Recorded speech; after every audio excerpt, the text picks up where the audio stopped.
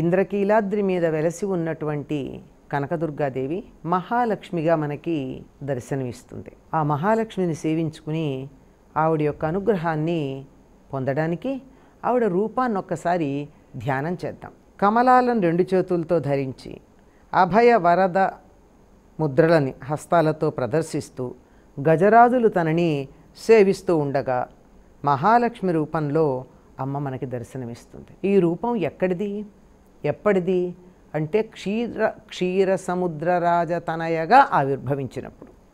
అన్ని కల్పాలలోనూ కూడా విష్ణువుకి అనపాయినిగా ఉండేటటువంటి లక్ష్మీదేవి తాను కూడా విష్ణువుతో పాటు ఆవిర్భవించటం జరిగింది.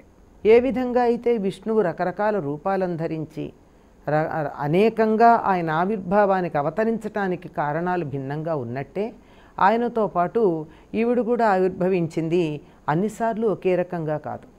ఒకసారి అగ్ని నుండి ఆవిర్భవించింది, ఒకసారి మారేడు చెట్టు నుండి ఆవిర్భవించింది, ఒకసారి లవణ సముద్రంలోంచి ఆవిర్భవించింది, మరొక్కసారి పాల సముద్రంలోంచి ఆవిర్భవించింది.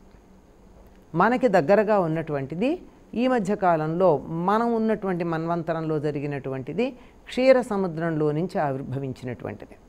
ఆ క్షీర సముద్రంలోంచి ఆవిర్భవించినటువంటి ఆ తల్లి ఆవిడ పుట్టంగానే ఆవిడికి పురుస్నానం చేయించడానికని దేవతా స్త్రీలందరూ కూడా చక్కగా అక్కడికి వచ్చేటప్పటికీ దిగ్గజాలు ఆకాశగంగా జలాన్ని బంగారు పాత్రలతో తెచ్చి సిద్ధంగా పెట్టేయటం. మనం చూసేటటువంటి బొమ్మలు అలా ఉంటాయి. ఇటొకటి అటొకటి 2 ఏనుగలు ఉండి అమ్మవారి మీద నీళ్లు పోస్తూ ఉన్నట్టు. కానీ 2 కనపడుతున్నాయి, కానీ 8 దిగ్గజాలు ఉన్నాయి అక్కడ. కనపడేవి మాత్రం 2.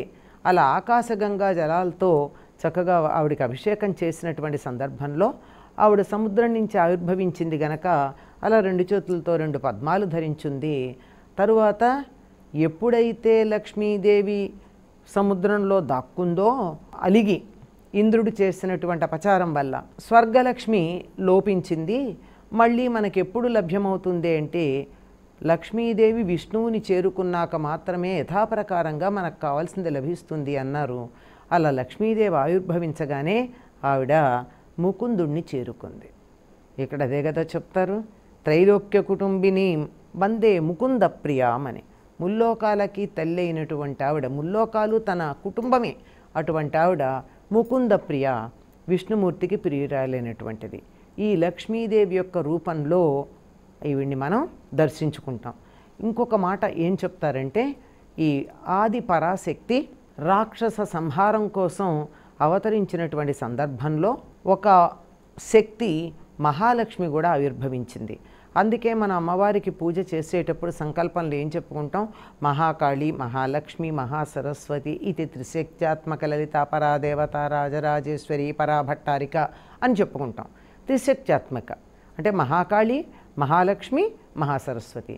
ఇలా మహాలక్ష్మి అనేటటువంటి రూపం 2వదైనటువంటి అమ్మవారి యొక్క రూపాల్లో ప్రధానంగా చెప్పుకుంటారు. మొట్టమొదట మధుకైటభుల సంహారానికి యోగనిద్రాముద్రితుడైనటువంటి విష్ణువుని మేల్కొల్పడానికి మహాకాళిగా అవతరించడం జరిగింది. ఆ తరువాత మహిషాసుర సంహారానికి మహాలక్ష్మి తత్వంతో మహిషాసురమర్దనిగా ఈ తల్లి ఆవిర్భవించింది అని 2వ రూపమైనటువంటిది మహిషాసురమర్దనానికి ఈవిడ కారణమైందని మనకి పురాణాలు, మార్కండేయ పురాణము, దేవీ భాగవతము, బ్రహ్మవైవర్త పురాణము మొదలైనటువంటి శక్తికి ప్రాధాన్యం ఇచ్చినటువంటి పురాణాలు ఏవైతే ఉన్నాయో అవి మనకి తెలియచేస్తాయి.